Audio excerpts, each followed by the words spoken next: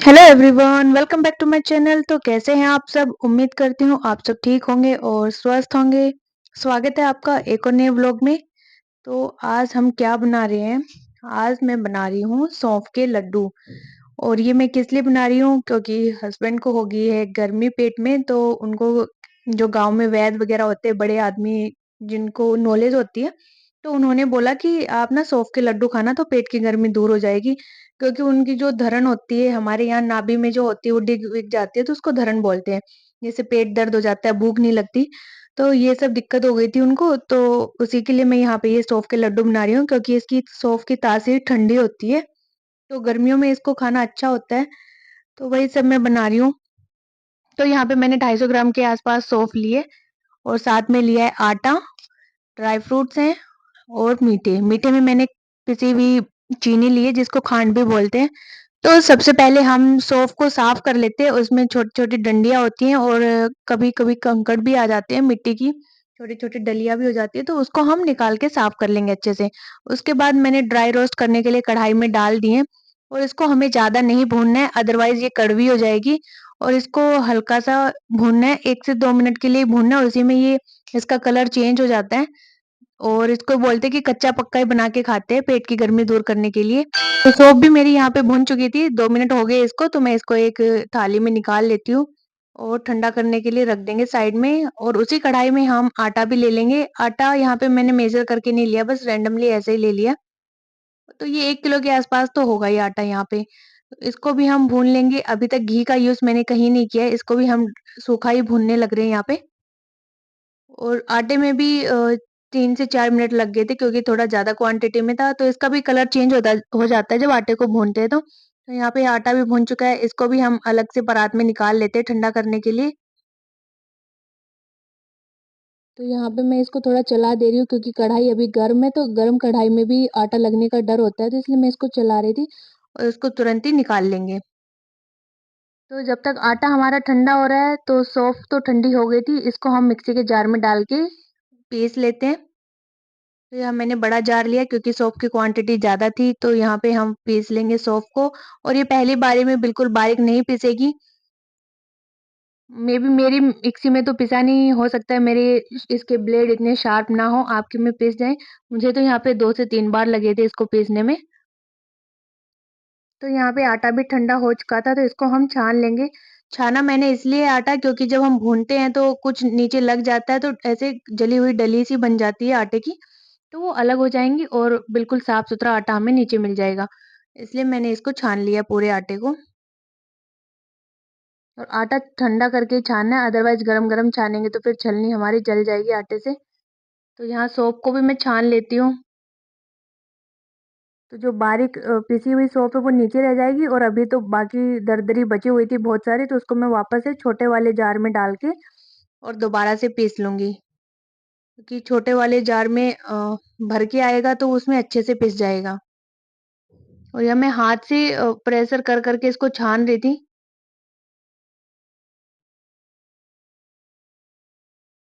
तो ऐसे ही हमें 2-3 बार पीस-पीस के इसको छान लेना है।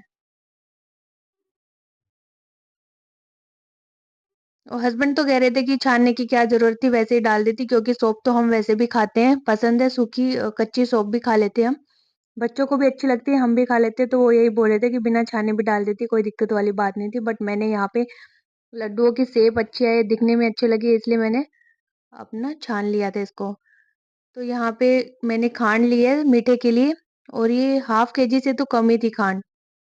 तो इसको भी हम इसमें डाल देते हैं छान के। और साथ ही ड्राई फ्रूट मेरे पास पिसे हुए रखे थे, तो इसको भी मैं इसमें ऐड कर दूँगी। तो घी मैं गरम कर लेती हूँ, जमा हुआ है अभी, तो घी को गरम करके इसमें ऐड कर देंगे। सब चीज़ों को अच्छे से मिक्स कर लिया है, और घी हमें एक साथ ऐड नहीं करना है, अदरवाइज़ ज़्यादा हो गया तो फिर हमारे पास कोई ऑप्शन नहीं बचेगा। तो इसलिए मैं ग्रेजुअली थोड़ा-थोड़ा करके इसमें ऐड कर रही हूँ। और अभी घी गरम है, तो मैं हाथों का यूज़ नहीं कर सकती, जब ये ठंडा हो जाएगा, तो मैं हाथों से अच्छे से मिला दूँगी। क्योंकि जो काम हमारे हाथ कर सकते हैं, वो हम चमचे से अच्छे से नहीं कर पाते हैं। तो इसलिए हम हाथों का यूज़ कर ही लेते हैं अब। ठंडा भी हो गया हमारा जो ये मिक्सचर था ये।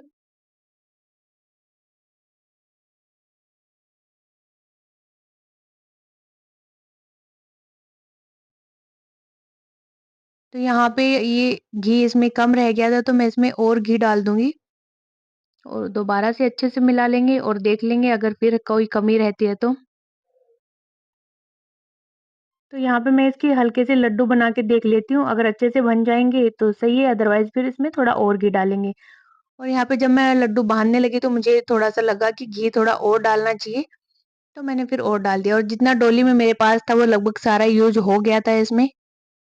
और यहाँ पे मैंने पैकेट वाला दूध घी यूज़ नहीं किया है। बिल्कुल देसी भैंस का जो घी था हम लेके आए थे गाँव से वही यूज़ किया मैंने।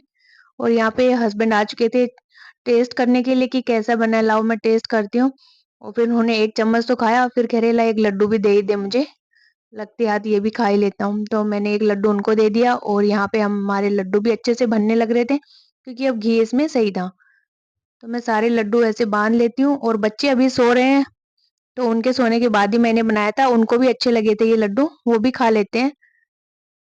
क्योंकि 1 दिन पहले भी मैंने बनाए थे, तो उस दिन तो मैंने सिर्फ़ 3 ही लड्डू बनाए थे क्योंकि 2 से 3 दिन लाके हो गए थे मुझे ये सौंफ वग़ैरह रखे हुए, मेरे को टाइम नहीं मिला बनाने का। तो हस्बैंड ने जब गुस्सा किया तो मैंने 1 दिन रात को तो 2-3 बना दिए, फिर आज मैं सारे ही बना रही हूँ यहाँ पे। और ऐसे ही हम सारे लड्डुओं को बाँध लेंगे और ये बहुत सारे हो गए थे, 20-25 के आस-पास सारे लड्डू हो गए थे हमारे। तो इन्होंने 7 से 8 दिनों तक खाए हैं और हस्बैंड ने भी खाए हैं और साथ ही बच्चों ने भी डेली 1-1, 2-2 तो खाए ही हैं। मैंने इसमें सिर्फ़ 1-2 ही खाए थे। वैसे टेस्ट मुझे भी अच्छा लगा बट मैंने खाया नहीं क्योंकि गर्मी है तो गर्मी में इतना घी ना अच्छा नहीं लगता, सर्दियों में तो फिर भी खा लेते हैं।